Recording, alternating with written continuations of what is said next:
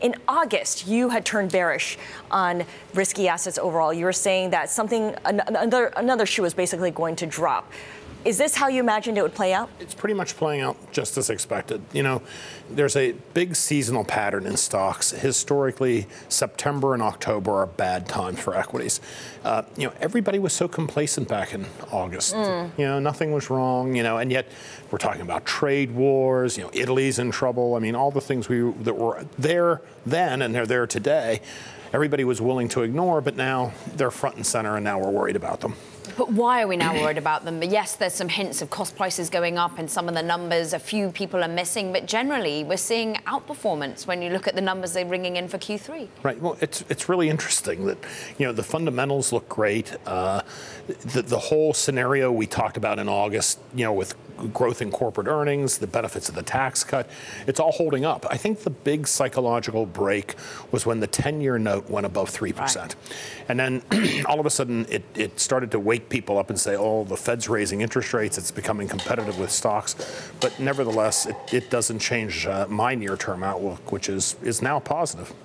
Well, what's not positive anymore are the Dow, the S&P, and the NASDAQ, at least for the year, because they've just wiped out their advances. So 2018 is now red at one point if you look at if you started counting on January 1st. How does that change things for a lot of investors who might have been looking to close their books early?